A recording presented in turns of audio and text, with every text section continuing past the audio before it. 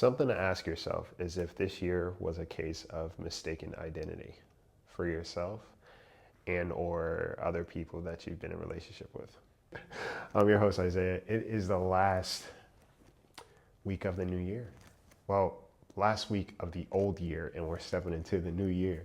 And this is the last podcast episode of the old year. And I was thinking about something. It's just something I kind of think about in different variations every year.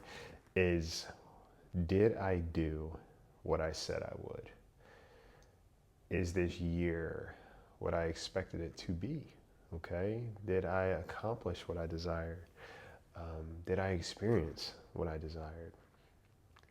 Or is it a case of mistaken identity, right? The goals that you set last year for this year, were you included in those goals? Okay, and when I say were you included, is sometimes we are not really aware that what we are desiring to be an outcome, we are actually demanding that we be a different person in the process. And our goals and our grind or our interests or, just what we value don't always align. And there can be a lot of disappointment that comes with that, right?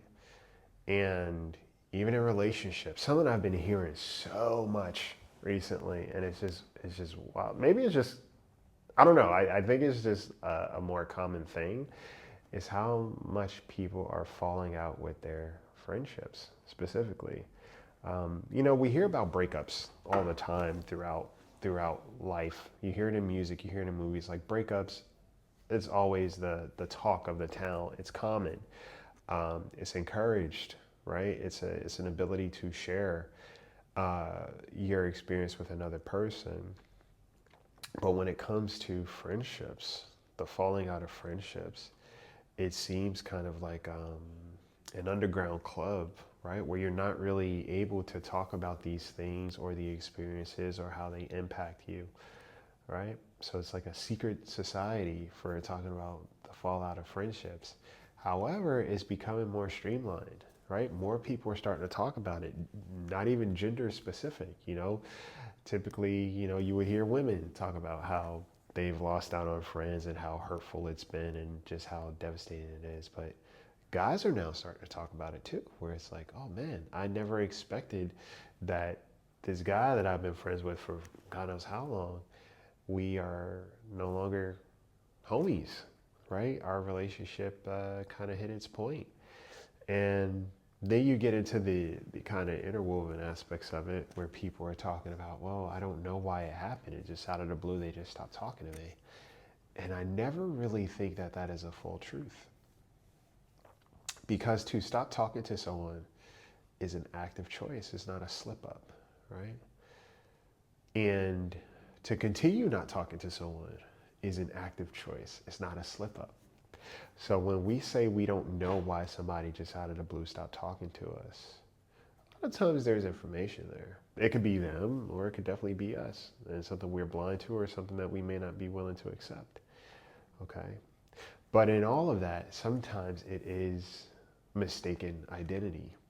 Okay? Sometimes you may not have realized that either you saw yourself as a better friend than what you are, and or you saw this person as a better friend than what they are or what they were willing to be. Okay? And there are so many loopholes in terms of what constitutes a good friendship. And a lot of times, if you listen, there's a lot of permission to not be so good to other people in those relationships. And that just lends itself to confusion, that lends itself to frustration, that lends itself to a difference in value and opinion, and a lot of unspoken wounds show up in the connection, right?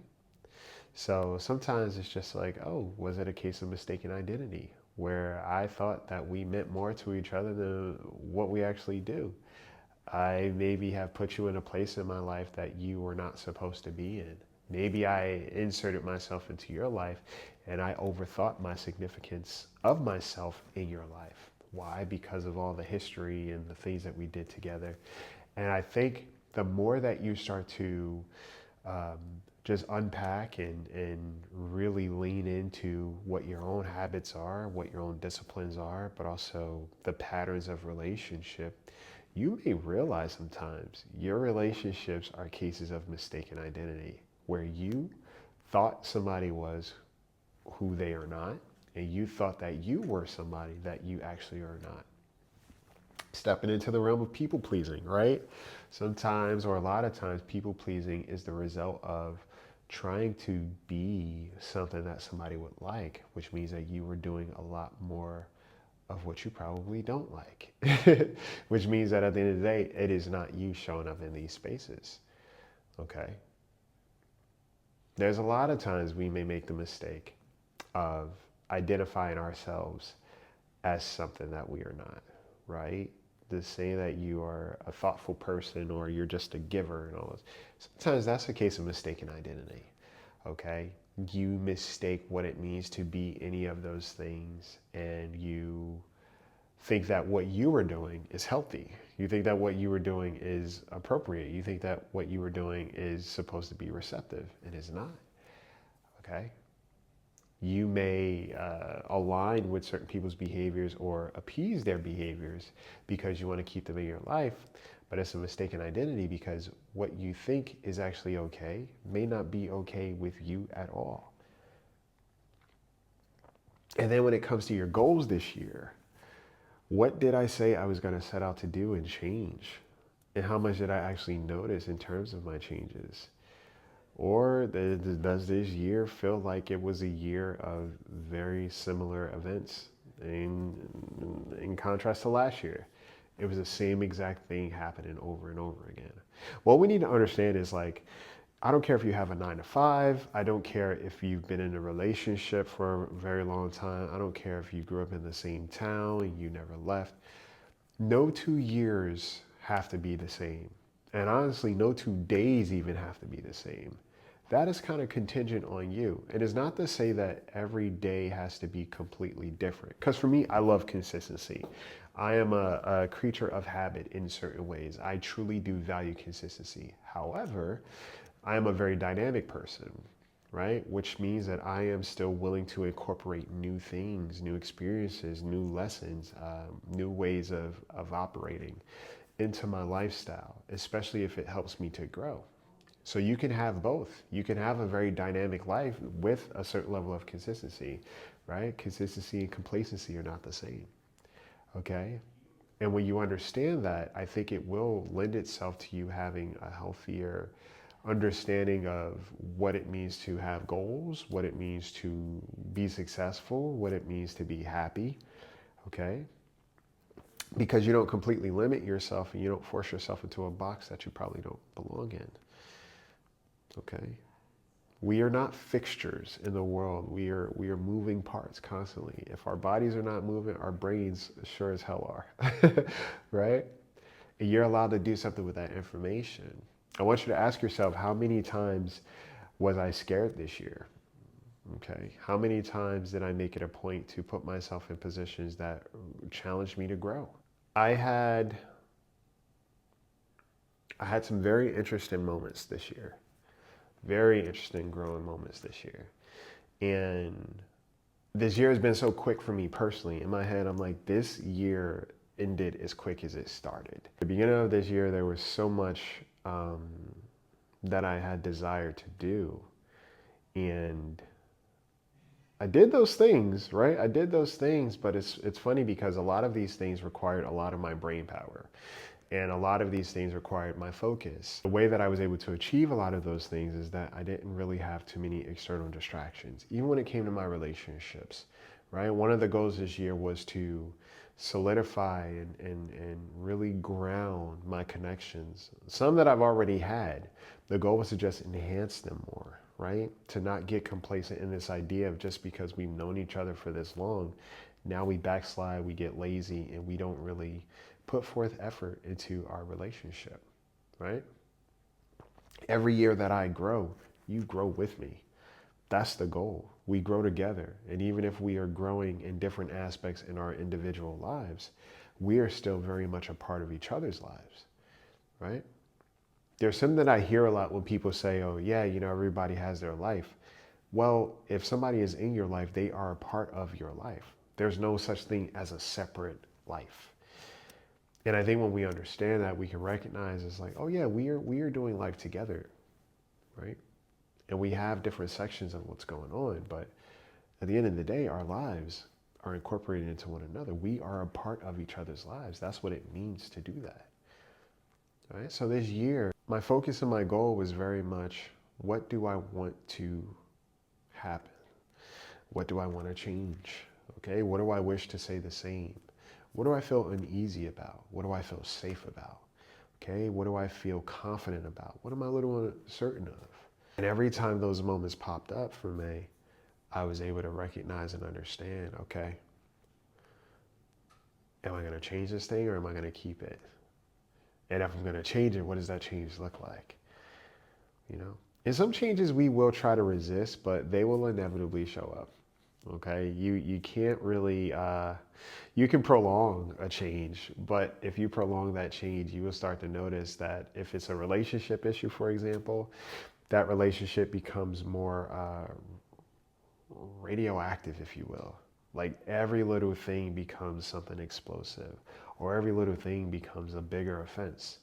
And you may not know why. It's like, why am I tripping over this little thing? Or why is this person tripping over this little thing? The reason why is because there's something that needs to change that is being forced not to. Okay? And in your life progress, sometimes you'll recognize that too. You will start to become very sensitive or delicate to complacency. If you are looking to change, or if you're saying that you're willing to do something different, you become prickly. You become very sensitive to a lack of change. You become very sensitive to things that are said, to what's going on. Like your tolerance for things, if you are actually looking to change, will not be as high. Won't be as high. Okay. And even where you want to be, okay, how you spend your days will start to look and feel very different. Sometimes your identity is in your willingness to do things differently while holding on to who you are. That's your identity, okay? Your ability to be a dynamic person without changing who you are, without suppressing who you are, okay? Without abandoning who you are to see a different outcome. And I think when you can hold firm to that, it will help you navigate these years, because life is short, right? We say it all the time. Life is very short, but it could be such an amazing experience. I know for me, these last 7 years, if I think about the last 7 years, oh man, there was no 2 years have been the same. No 2 years have been the same, remotely close. Okay. And some were a lot harder than others, but there was always something to learn. There was always something to experience, right? There was loss, but there was also gain. Okay, there was improvement upon myself. And while some things stayed the same, there are a lot of things that had the space to just change. Change doesn't always feel comfortable, but it can still be necessary. Okay. But one thing I always paid attention to was, who am I in all of these experiences? Am I aware of myself? Okay. Am I getting far from myself? And the way you know whether or not you are standing firm in who you are versus trying to be something else is, again, how frustrated you feel. Okay. Last week I talked about resistance, right? When you are resisting yourself, there's kind of like this oppression. The way I like to think about it, I feel it in my chest, right? I feel it in my stomach, okay? I feel it in my energy. My body is just not, it doesn't feel like me, okay? And sometimes it'll show up in other places. Like if you notice that you have certain like pains in certain areas, that could be an indicator, all right? What's going on in my life right now that's stifling, okay? That's not okay, you know? There have been times where I realized I was holding on to certain things or people, and I had back issues, right? I was noticing a lot of pain in my back, or a lot of pain in my shoulders, okay? And metaphorically speaking, it'd be like, all right, cool, what are you carrying that you shouldn't be carrying, all right? What has you bent out of shape, literally? And when you can recognize that for yourself, I think you can be a little bit more honest about what it is that you're doing. And you also get to ask yourself, how often do I fear being with myself so much so that I'm willing to be in the company of people who are uncomfortable, who are unsafe, who are inconsistent? And we can always point the finger, right, to somebody else's inconsistencies. But truth be told, when you are showing up in that space, that means you are also going against your own standards or compass or value system. Okay? You are not identifying with who you say you want to be. And maybe that's not you, right? Sometimes it's okay to be like, yeah, maybe my standards don't align with who I actually am. Maybe my goals don't align with who I actually am. It's a desire, right? It's a thought, which is dope. But maybe it's not exactly who I am. And I notice that because it keeps coming up, but nothing keeps being done about it. Okay, but also recognize if it keeps coming up and you feel this constriction, then that's probably an indicator that you are resisting what you need to do and be to fit into another space, to fit into another relationship. Okay, you are not being fully honest with yourself. All right. So I want you to move into the new year with this idea of, what is my identity? Who do I say that I am? Okay. Who do I say that I am? Who do I think I am? And do I show up in the world like that? And then when it comes to my goals, who are these goals for? How do they align with me? How do they align with somebody else's expectations? How do they align with what I think is successful, what I think is beautiful, what I think is attractive, right? Where do these goals fit? Okay. And then my idea of success. How do I identify with my idea of success? Or is it somebody else's success and not my own? Okay. Once you take the time to understand what your identity is, it'll be a lot easier to identify what aligns with you. And it'll also be a lot easier to identify your inconsistencies and how you pursue these things. All right. And then when it comes to your relationships, make the habit of seeing people for who they are. See people for how they show up. See people's imperfections, right? Appreciate them for it. They don't necessarily need to be bad people, but see people for who they are before you put this identity on them that they probably didn't ask for. And yeah, there may be some people who benefit from how you are showing up. Okay? Is it reciprocal? Right? And are you doing this because the relationship is balanced, or are you doing this to balance out the relationship? Okay?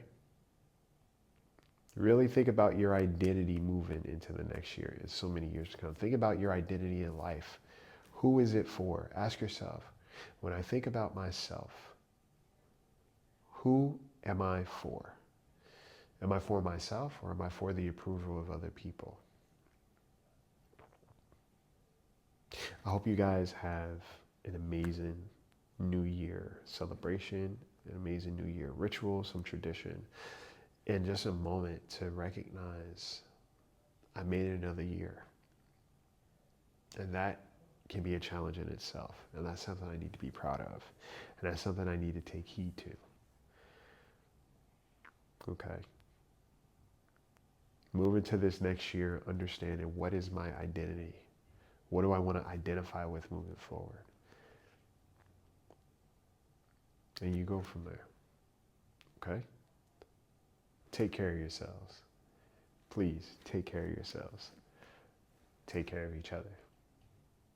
Take flight. Happy New Year.